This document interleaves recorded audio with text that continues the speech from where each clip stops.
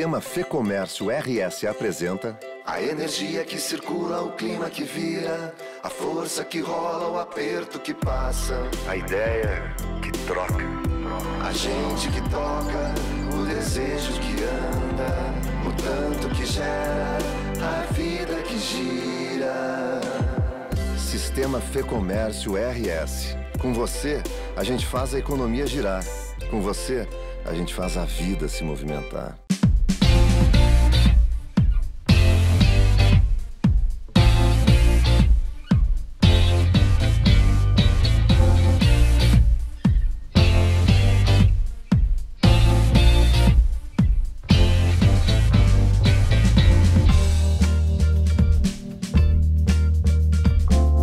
Alô amigos, boa noite Brasil, boa noite brasileiros espalhados pelo Brasil e pelo mundo. Aqui Diego Casagrande conversando com vocês direto de Orlando, na Flórida.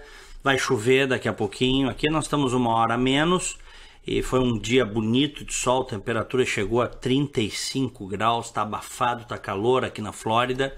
Bom, então me permitam apresentar o convidado, ilustre presença no programa de hoje, mais uma vez um convidado de peso, Dr. Fábio Costa Pereira, procurador de Justiça, 29 anos de Ministério Público.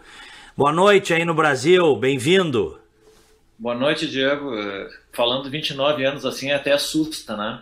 Passou, é aquele momento que a gente diz assim, passou rápido, e passou rápido mesmo.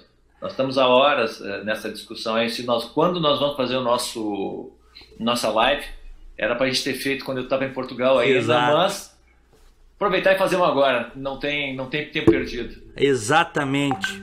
Bom, o lance é o seguinte, a gente não fez quando tu estavas em Portugal fazendo um curso, até anotei aqui, curso de Defesa Nacional, Ministério da Defesa de Portugal, e, enfim, agregando teus conhecimentos, que tu vais usar isso em prol da sociedade, em defesa da sociedade.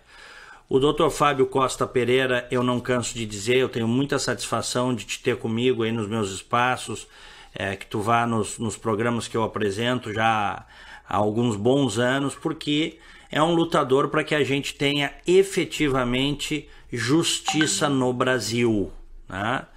Então, bem-vindo de novo, Dr. Fábio Costa Pereira.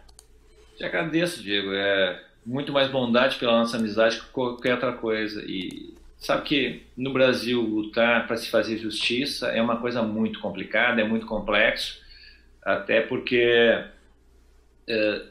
nessa equação toda do fazer justiça, os grandes esquecidos e os grandes desconhecidos são a sociedade, e as vítimas.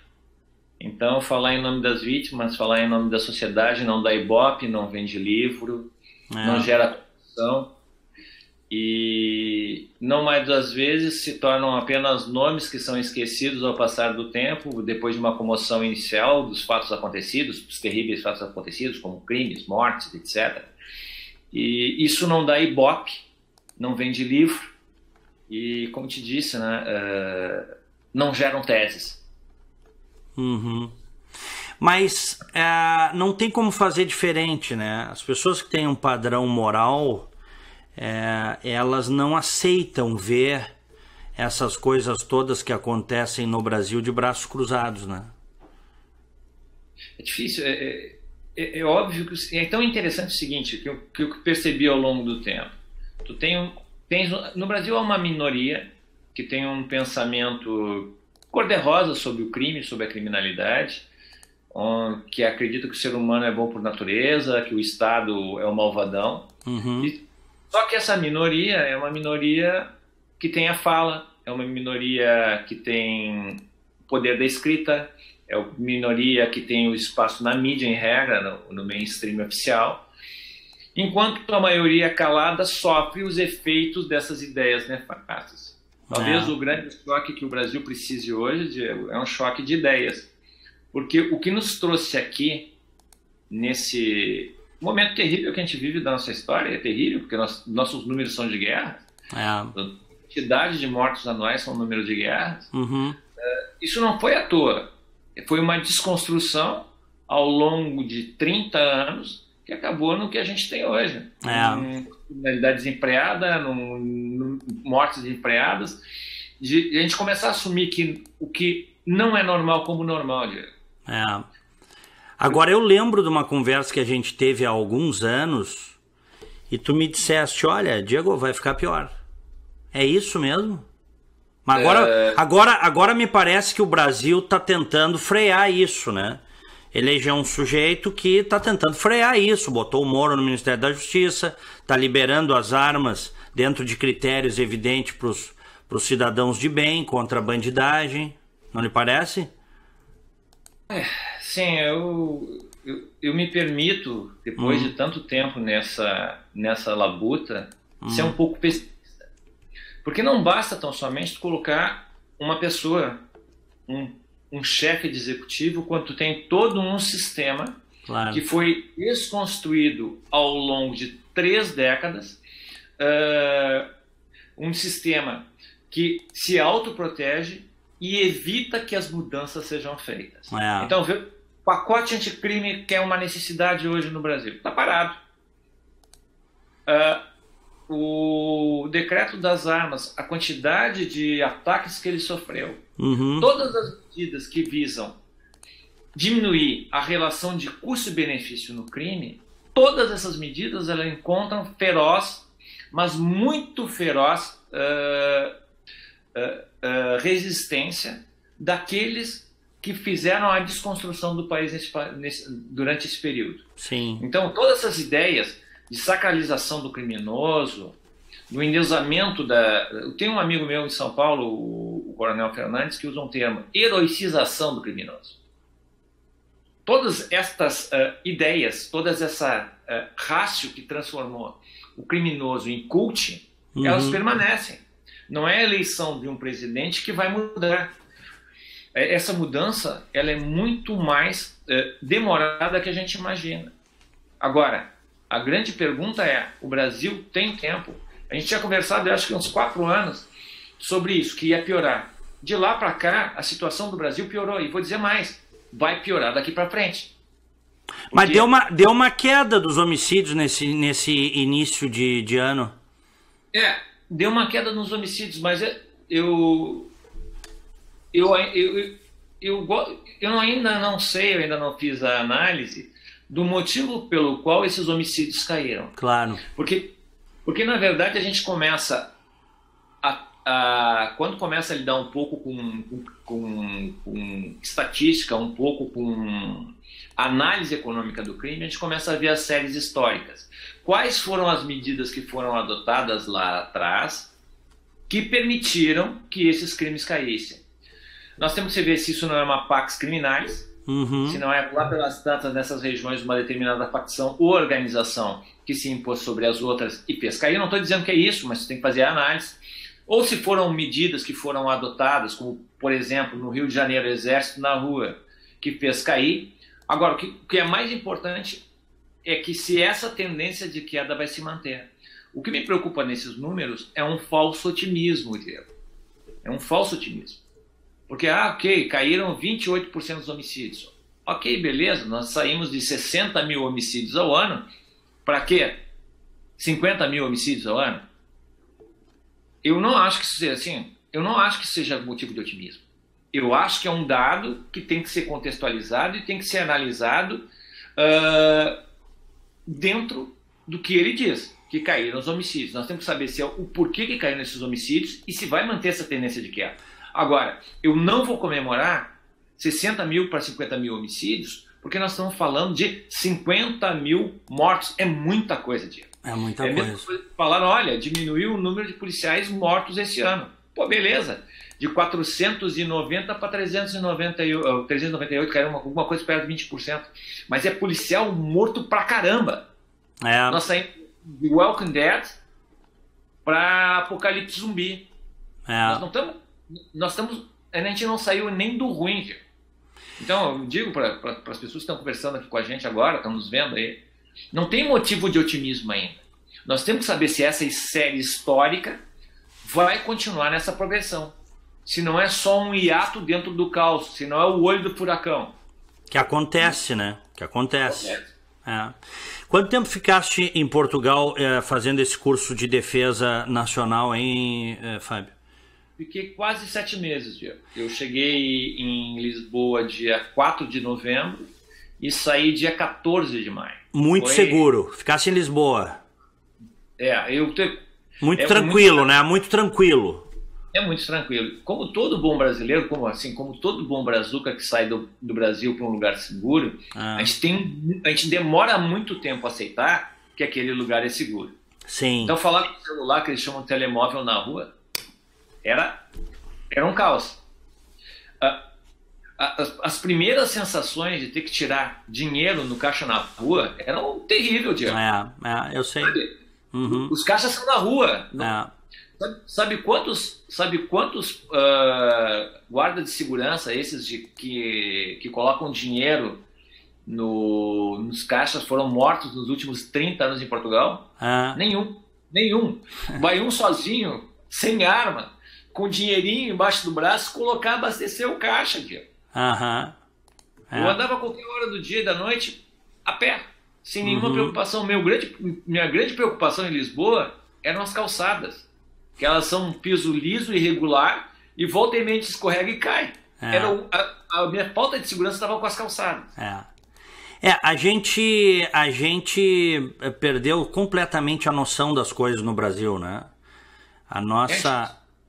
totalmente, né? A nossa régua baixou demais, a gente aceita coisas que são inaceitáveis, né? São absolutamente inaceitáveis. Eu, quando cheguei aqui, embora eu já tivesse vivido aqui, 2 vezes aqui nos Estados Unidos, quando eu vivi, o Brasil não era tão ruim do ponto de vista da violência.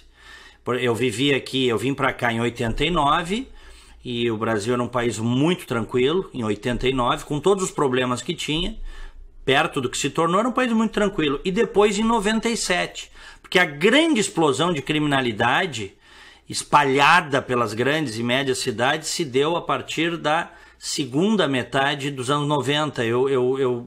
Foi isso, né? Aí o Brasil entra absolutamente nessa época de globalização com a seta virada. O mundo se deu conta que as coisas estavam mudando, em que os perigos e ameaças eram outras, e recomeçaram a pensar em reforçar seus sistemas de defesa e segurança. O Brasil, saindo dos regimes militares, faz uma constituição onde tudo se tornou proibir. A figura da autoridade passa a ser desconstruída lenta e gradualmente pelos governos que vieram. E aí pode colocar na conta do governo FHC, na conta do lulupetismo, que fizeram com que essa figura da autoridade fosse sendo desconstruída aos poucos.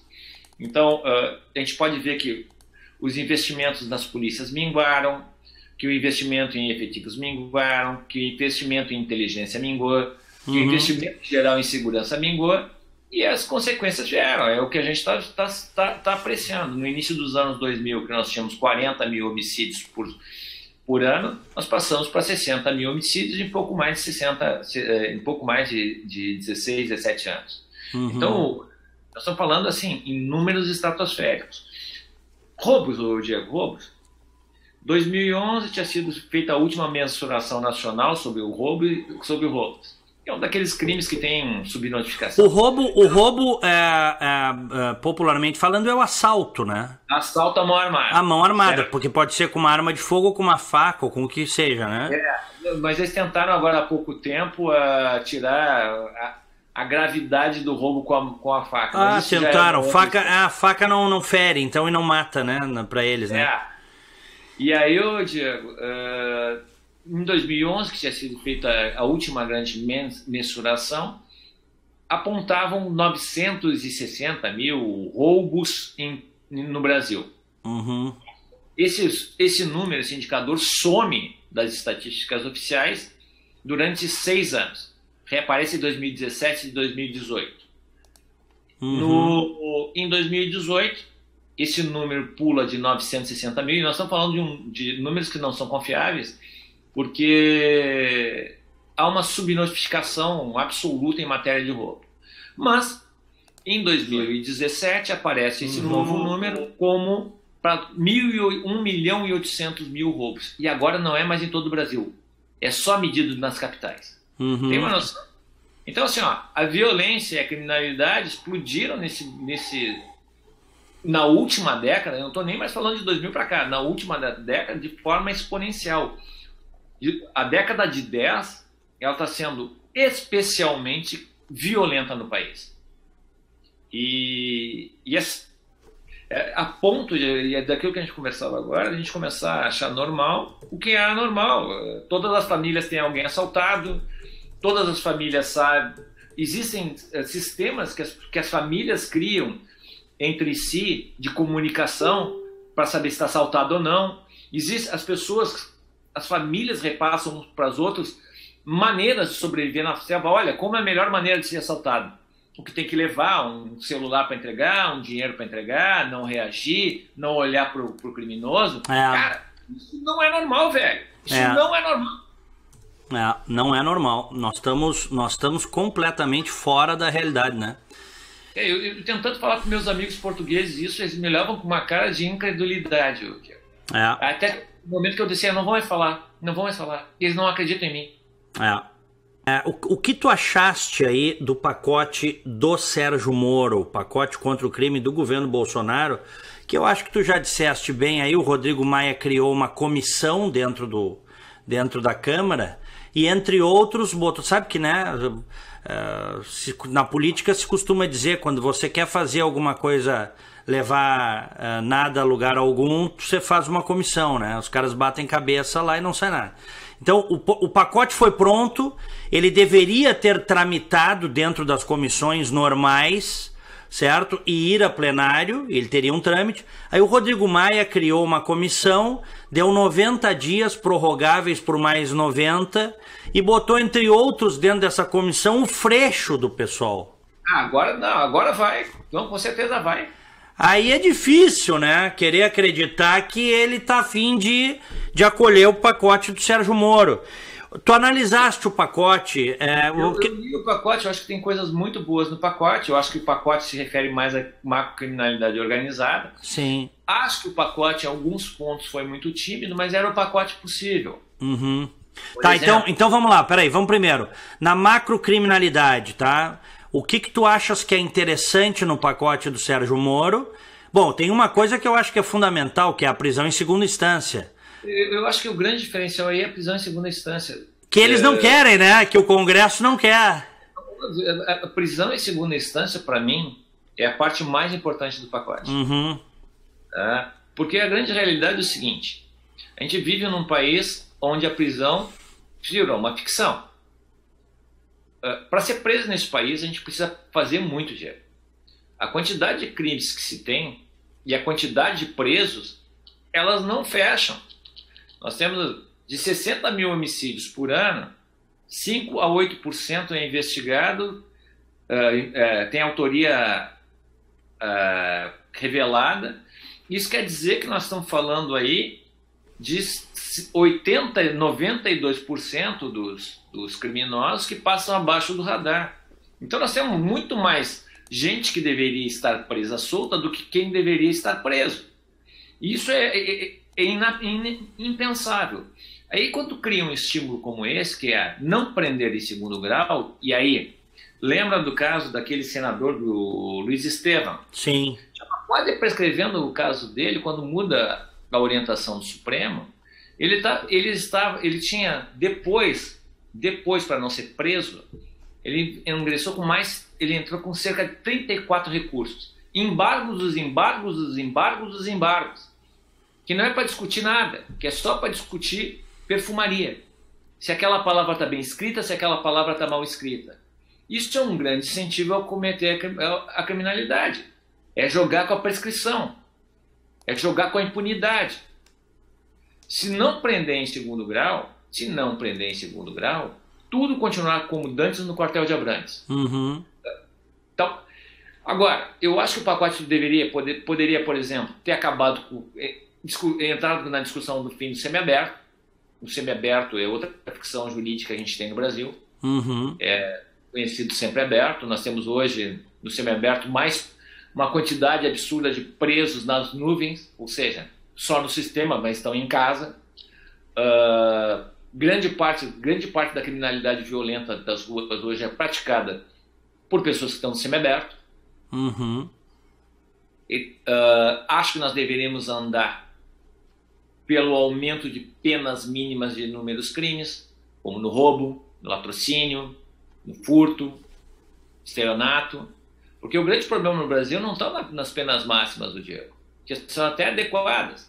O grande problema no Brasil estão as penas mínimas. E se criou no Brasil, há alguns anos, a ideia, a partir dos anos 80, diga de passagem, a ideia de que entre a pena, quando se começa a dar a pena, só se começa na mínima.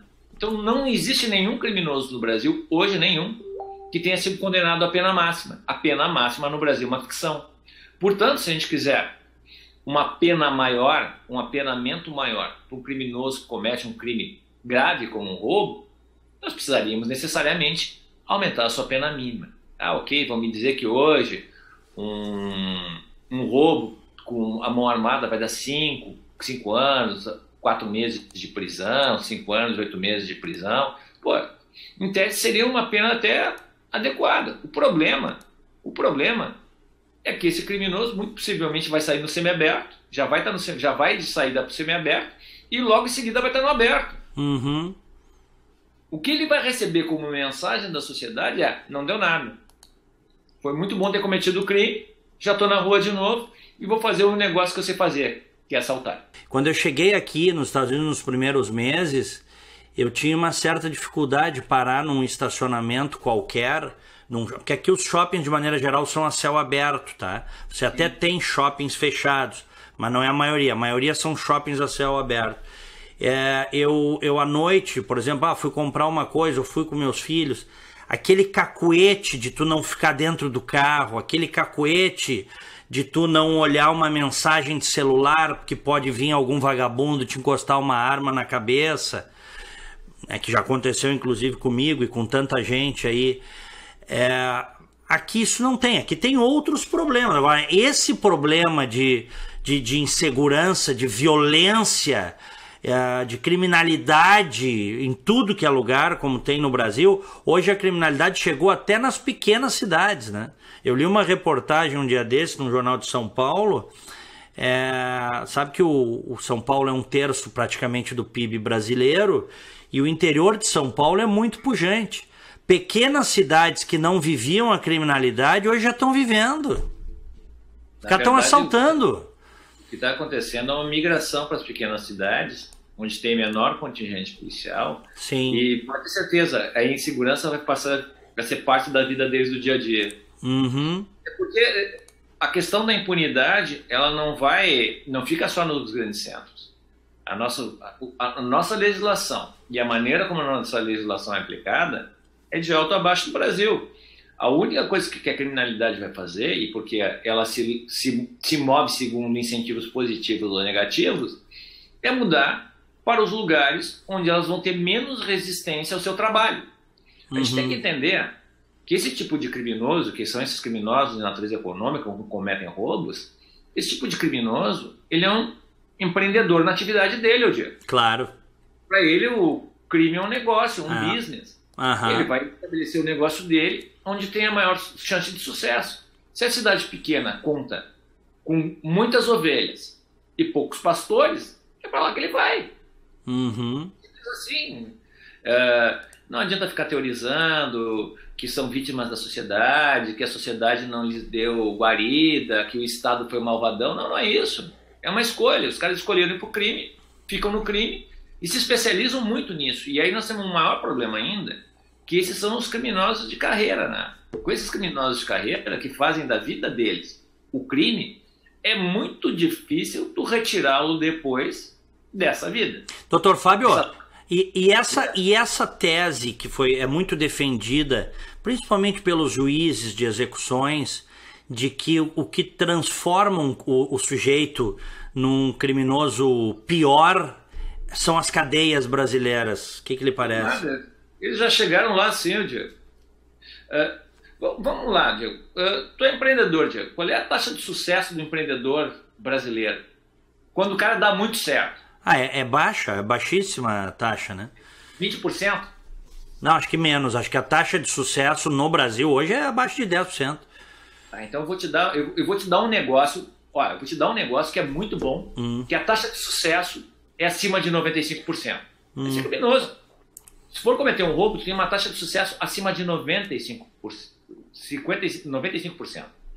Isso quer dizer, Diego, que se tu cair, quando tu cair, tu já cometeu uma infinidade de crimes e por um azar do destino tu foi pego. Ele não entrou lá. E hoje, para ingressar num presídio, precisa fazer muito. O crime precisa ser muito grave. Ele não vai entrar no presídio porque ele roubou uma galinha.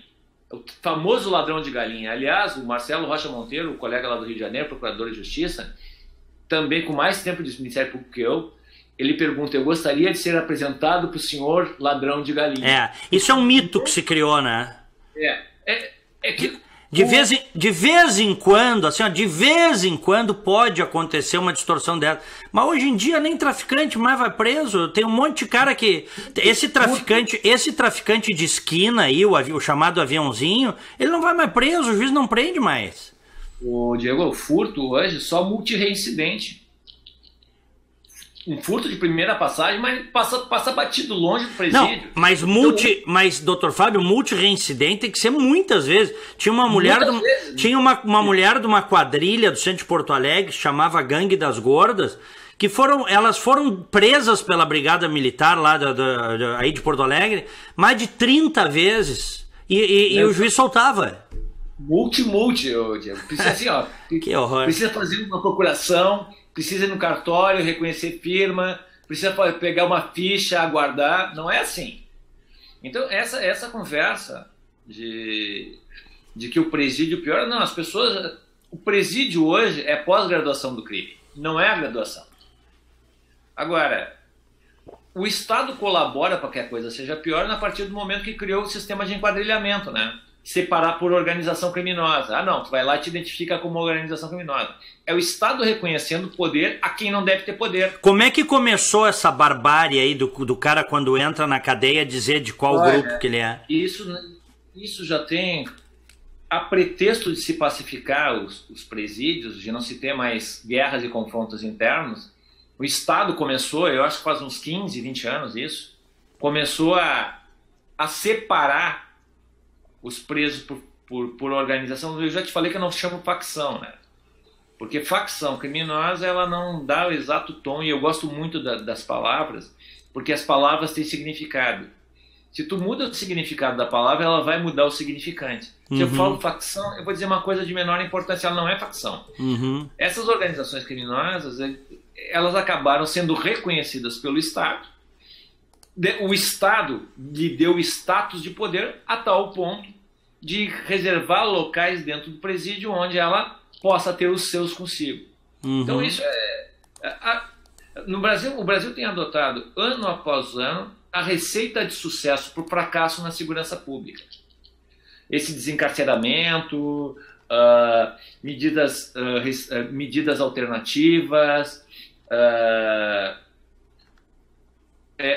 essa descriminalização em massa que se quer fazer. Enfim, nós temos a criminalização da figura da autoridade policial através das audiências de custódia, que é um saque dos criminosos, né? O serviço de atendimento ao cliente, olha, foi preso. Aquela pessoa que lhe prendeu bem, ele lhe magoou, ele lhe deixou triste. Basicamente é isso, a única coisa que um juiz e um promotor podem perguntar é com relação se o criminoso foi bem tratado ou maltratado pelo seu atendente. Só. Então, assim, ao longo dos anos, nós fomos criando receitas de sucesso para chegar nesse fracasso que a gente chegou. Dr. Fábio Costa Pereira, procurador de justiça, um dos pontos do pacote do juiz Sérgio Moro é o chamado excludente de ilicitude, né? Para policiais, tá? O juiz poderá reduzir a pena pela metade ou não aplicá-la se um eventual excesso da autoridade decorrer de excusável medo, surpresa ou violenta emoção. Só que já há um movimento no Congresso, estão dizendo que isto não passa. O que lhe parece? Eu não tenho a mínima dúvida que não vai passar. Que não vai passar? Não, a não ser que o Congresso... E o senhor é a favor deste ponto do pacote? Bom, vamos dar duas coisas.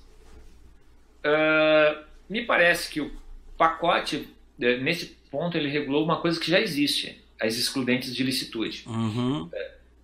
O policial o quê?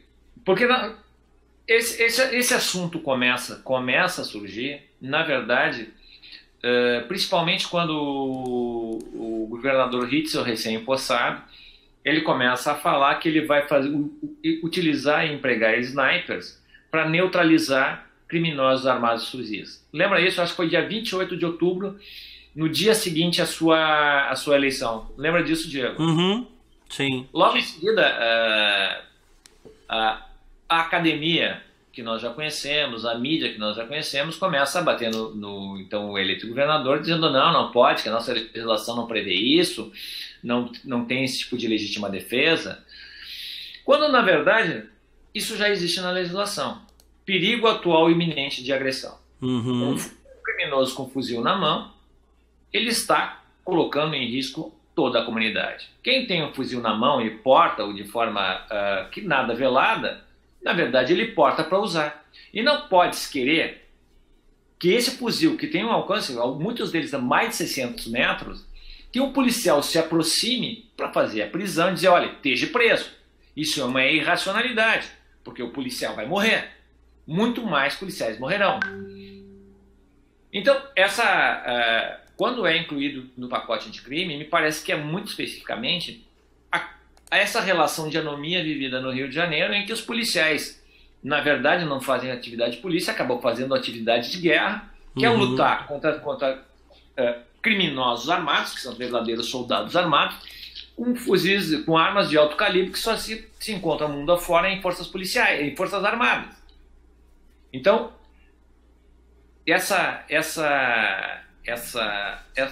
esse ponto do pacote veio para atender a um anseio específico dos policiais que hoje estão sendo colocados em situações de enfrentamento com verdadeiros exércitos armados. Mas, no meu ponto de vista, Diego, essas excludentes sempre existiram na legislação. Uhum. Na verdade, me parece que é uma filigrana para atender os anseios dessa classe que é tão hostilizada no Brasil, que é a classe policial. Que morre como mosca, né? Morrem como moscas os policiais brasileiros. Ano passado tu me desse o número, não sei se tem de cabeça aí. Tenho.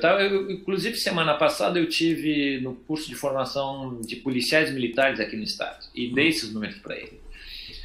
Cerca de 498 policiais civis e militares foram mortos no Brasil em 2017. Uhum. Em 2018 esse número cai para 390 e alguma coisa. Por que eu digo que isso não é motivo para a gente comemorar? Porque é muito policial que continua morrendo. Se a gente colocar isso numa perspectiva, por 100 mil policiais, dentro do universo de policiais, o número é altíssimo. Uhum. E o número de 2017 significa uma mortalidade aproximada de 85 policiais por 100 mil policiais. Uhum. Em 2018, nós já estamos falando de uma mortalidade de 64, 65 policiais por 100 mil policiais. Na população, em média, hoje normal, hoje o nosso risco de morte é de 29,9 mortes por 100 mil pessoas. Isso é Brasil, né? Isso é um número estratosférico. É. Na Europa, em regra, tudo abaixo de 10 por 100 mil habitantes. Aqui nos Estados Unidos é 5,5. São índices que são aceitáveis. Uhum. O Brasil hoje, por isso que eu digo, a gente vive uma situação de guerra que foi construída ou desconstruída através dos tempos por ideias erradas e práticas que se derivaram dessas ideias mais erradas ainda. Uhum. Nada que a gente está vivendo hoje é por acaso. Nós estamos nessa crise, nessa anomia, nessa insegurança pública justamente porque ideias erradas deram base a práticas erradas. Os números estão aí e não desmentem. E não venha me dizer que a questão é por desigualdade social, é por questão da educação, é por questão da pobreza. Tudo deve ser falácia. Se a gente pegar, por exemplo, vamos para os anos 80. Nos anos 80 nós tínhamos uma média de 12 homicídios por 100 mil habitantes. 12 por 100 mil habitantes. Mas o PIB, na época, era $2.000 por habitante. Em 2015, este PIB salta para $8.000 por habitante. Olha o crescimento do PIB nesse período. Ou seja, o Brasil ficou o mais rico. O PIB per capita, né? Mas eles vão dizer, mas a conversa deles é que não houve distribuição de renda. Mas aí eu pergunto, e todo esse período que se propalou que no Brasil se propalou que nunca se teve antes na nossa história tantas classes médias, que a distribuição de renda, que nunca foi equiparação. E mais, o índice de Gini, que mede a desigualdade, nesse período decresceu. Decresceu e decresceu muito. Decresceu por cerca de 40%, Diego. O Brasil ficou mais rico, o Brasil ficou menos desigual e o Brasil ficou mais violento. E não vem me dizer que é pela questão da educação. Se a gente for pegar aqueles índices que medem, o índice aquele que mede a questão da educação, da qualidade da educação, então tu vai pegar países tipo Argélia, muito piores que o Brasil, muito mais pobres que o Brasil, muito mais desiguais que o Brasil e muito mais seguros. Aí tu tem uma série de coisas. Tu tem uma desconstrução coletiva das âncoras que sustentam qualquer país, qualquer sociedade, qualquer cultura. Que é a moral, que é a figura do Estado, a educação e a família. Essas 4 âncoras que seguram essa embarcação chamada Brasil, todas elas foram rompidas. Vamos repassar de novo. Quais são essas 4 âncoras? A figura do Estado. O Estado como lei. Tá. Aquele que impõe as regras. Tá. Sabe? O Estado enquanto ameaça crível ao criminoso. Se tu cometeres o crime, eu vou descobrir. E se eu descobrir, eu vou te punir. Moral. Isso que nos informa enquanto contexto social. Aquilo que nos é permitido e não nos é permitido. Aqueles ensinamentos que nós temos já desde casa. Isso eu posso, isso eu não posso. Foi rompido e relativizado. A educação. A nossa educação deixou de ser uma educação propositiva. Ela se tornou uma educação ideologizada. Nós não educamos ninguém. E 4, a família. Houve uma destruição da família. Quando com essas 4 âncoras são dissolvidas, acontece o que aconteceu no Brasil. Sabe, não precisa ser nem um gênio matemático, não precisa nem ser um gênio das ciências para ver claramente o que está acontecendo. Olha o que está acontecendo no país. O nível de insegurança. Diego, te lembra quando tu era criança? Como é que era o cenário urbano? Jardins. Não, eu nasci em 1972 e não tinha, as casas não tinham grades, não tinha muro, não tinha nada. E vou dizer mais, viu? Nos anos 80 ainda não tinha, tá? O cenário urbano foi mudando conforme foi decaindo a nossa vida em sociedade. As pessoas de bem foram obrigadas a se prenderem para aqueles que deveriam estar presos ficarem soltos. Então, uma das coisas que me chamou a atenção é que quando a gente fica tão imerso no problema como a gente tira isso da cena porque isso se torna normal. Me chamou a atenção a feiura que se tornou Porto Alegre. Como Porto Alegre a degradação do espaço urbano, né? Diego, aqueles negócios de penitenciária, sabe aqueles rolos de arame farpado em quase todas as casas por aí, Diego? Concertina que chama aquilo, né? Sabe? Aquilo foi desenvolvido para presídio, né? Para presídio. Então chama a atenção, Diego, chama a atenção da feiura que nós nos enquanto sociedade. O espaço urbano reflete o nosso grau de atomização das relações sociais. As pessoas não saem mais nas ruas. Eu me lembro que um dia eu fiz um programa com o Norton aí. Sabe o Norton? Eu fiz na Band lá contigo. Sim, o Norton Lenhard, empresário. Isso. Dono de um restaurante. A diminuição do público dele no restaurante que ele tem e do aumento dos delivery. Por quê? Porque as pessoas têm medo de sair de casa. Dos efeitos, dos maiores para-efeitos da violência é essa atomização das relações. A gente passa a desconfiar do outro. Para de haver solidariedade no contexto social, Diego. Então tu olha o outro como se o outro fosse perigoso. E pode ser. Tu olha o outro com desconfiança. Não, e olha o impacto disso para a economia, né? O que o Brasil perde são bilhões e bilhões de dólares, ou de reais, enfim, que nós perdemos anualmente por causa dessa violência e, consequentemente, diminui a prosperidade das pessoas. Por volta de 6% do PIB se perde na violência urbana, Diego.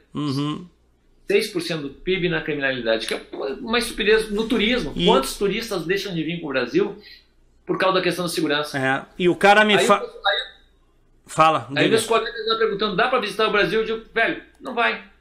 Não vai. Não é o momento. Não vai. Eles não têm anticorpos para viver aqui, Diego. É o quê? Eles não têm anticorpos. Eles não têm anticorpos.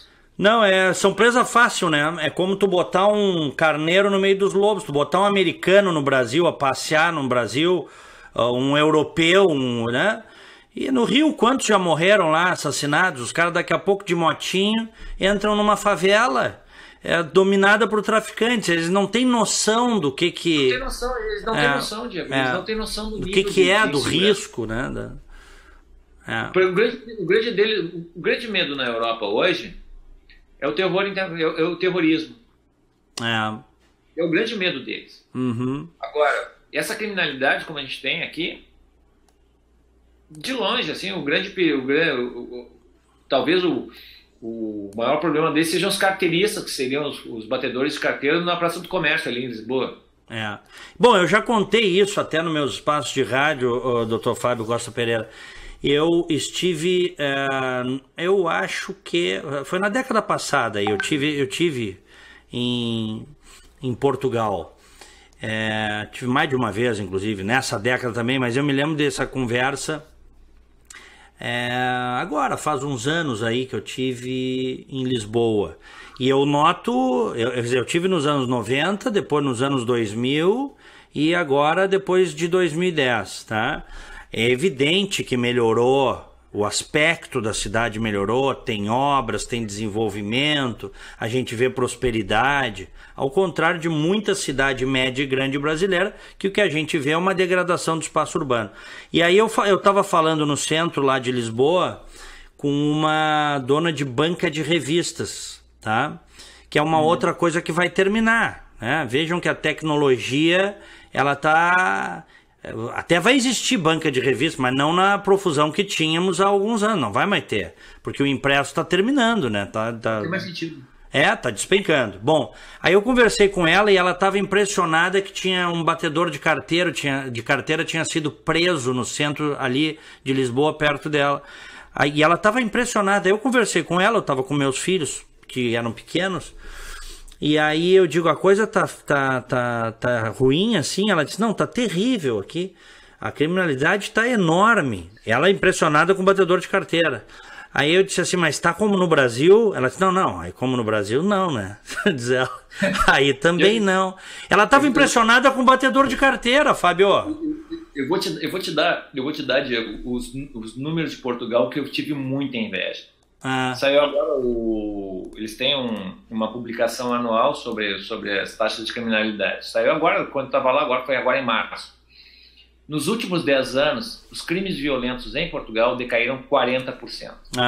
Crimes violentos em Portugal significam 4% do universo total de crimes.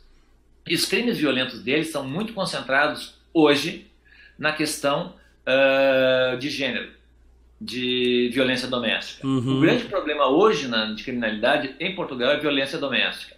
Ano passado, eles tiveram cerca de 86, 87 homicídios. 86, 87, uma população de quase 12 milhões de habitantes. Para eles isso já foi demais, e a grande maioria que diz respeito à violência doméstica.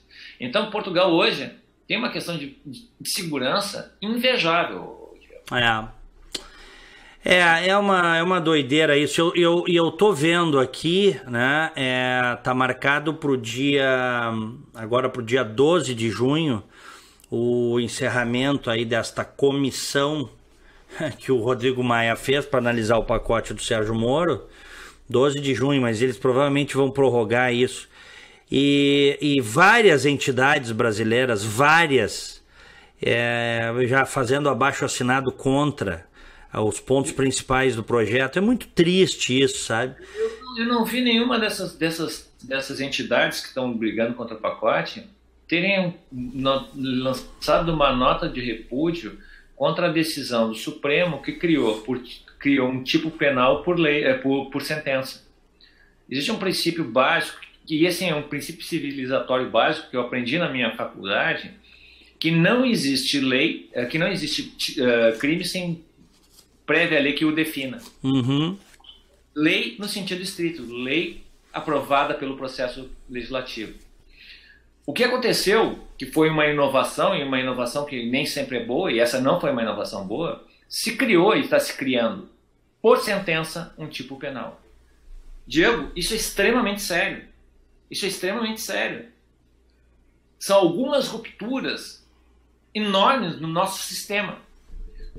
Os países, como a gente conhece, ocidentais e democratas, que vivem em Estado democrático de direito, têm como um dos princípios basilares de sua existência o princípio da reserva legal. O nome desse princípio é da reserva legal. Só é crime aquilo que a lei no sentido estrito defina. Houve uma quebra. Eu gostaria que essas entidades se manifestassem, porque nós temos hoje uma situação extremamente grave. Eu não posso dizer que eu concordo com isso, não concordo. Eu me sinto... talvez agora você seja obrigado, Diego, a todos os livros clássicos de direito penal que eu tenho, do Nelson Hungria, do meu professor Walter Coelho, eu vou ter que doar todos, porque já estão todos desatualizados. Porque agora eu descobri que se pode criar um crime por sentença, por decisão judicial. Que doideira, né? Que doideira. Mas essas entidades não falaram nada, essas entidades mas agora a OAB aí, ó, o que é esse novo presidente da OAB aí? Olha, eu fiquei chocado.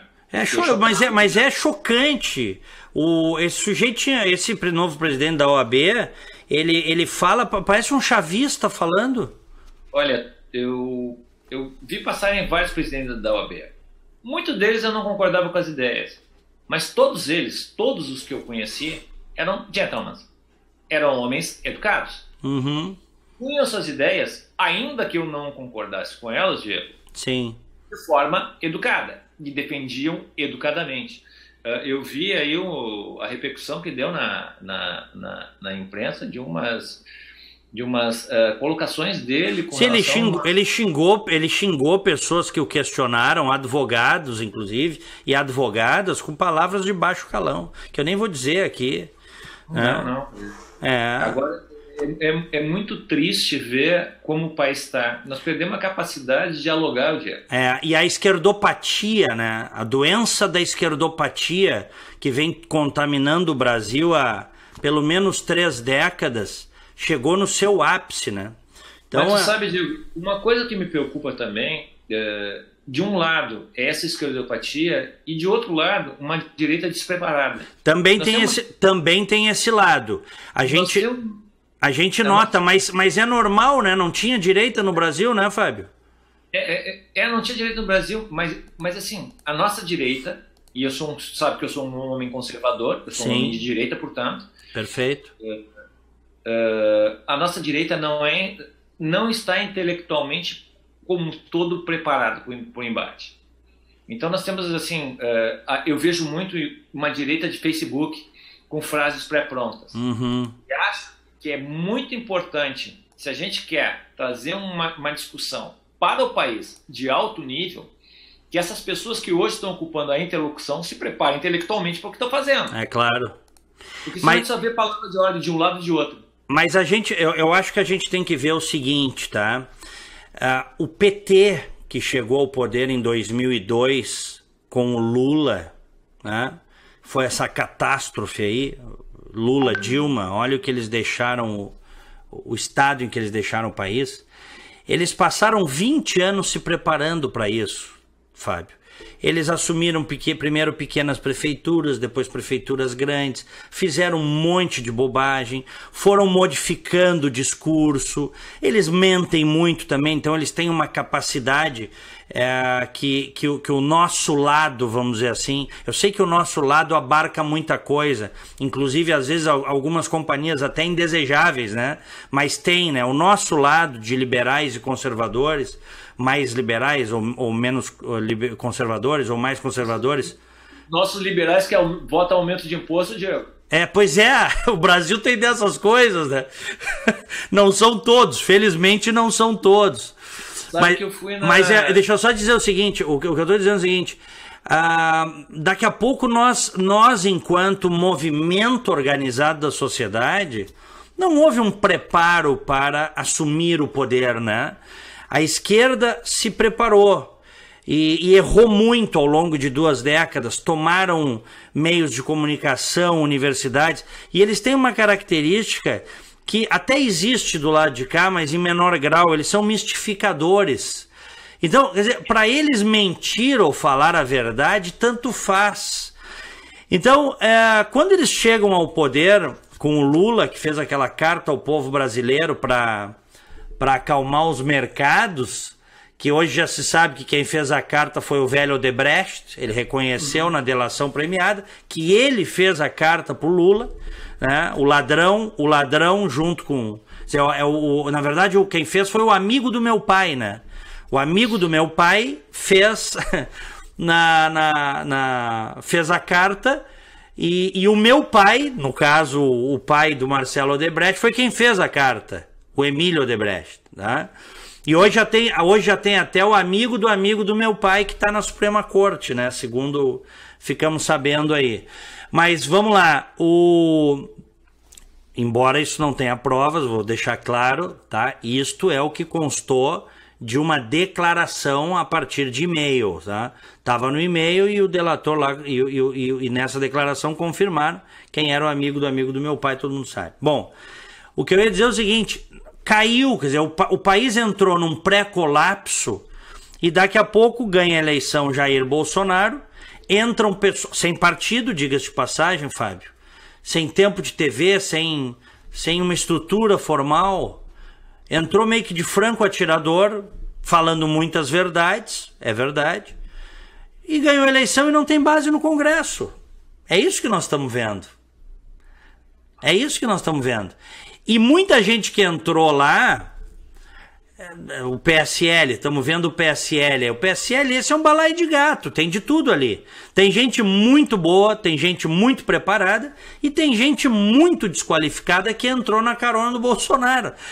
E aí, o que eu quero te dizer é o seguinte, tu achavas que seria fácil? Não, eu sempre achei que a parte mais fácil era ganhar a eleição. A governabilidade era outra coisa. Esse é o ponto.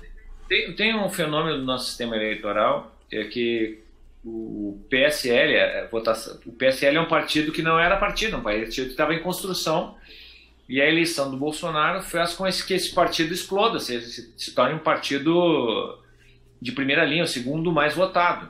Mas aí tem a questão do carisma pessoal, que foi transferido. Se vai se permanecer, eu não sei. Isso é história breve, a história brevemente vai nos dizer se esse fenômeno vai se repetir daqui a 4 anos. Mas que as estruturas de poder estão todas aí como elas estavam, elas estão. Quem saiu do poder não vai pegar de bandeja. Claro. Não vai. Quem sempre orbitou em Brasília, quem conhece Brasília sabe que é uma cidade de contos de fadas. não vai querer largar. Isso daí é humano. Então, ganhar não é tão difícil quanto governar. E governar no Brasil, meu amigo, não é fácil. O Brasil não é um país para amadores. O Brasil precisa... É muito difícil a gente conseguir entender o nosso próprio funcionamento. Doutor Fábio Costa Pereira, Procurador de Justiça, obrigado. Um grande abraço, doutor Fábio Costa Pereira. Valeu. Um grande abraço a todos. Fiquem com Deus. Tchau.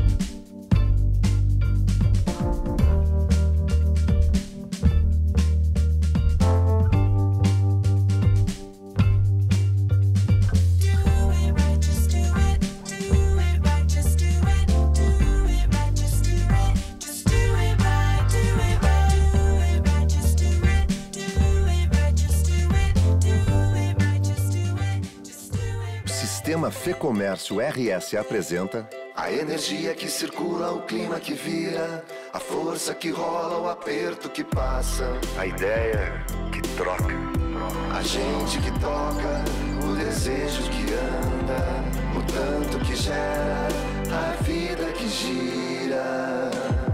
Sistema Fê Comércio RS. Com você, a gente faz a economia girar. Com você, a gente faz a vida se movimentar.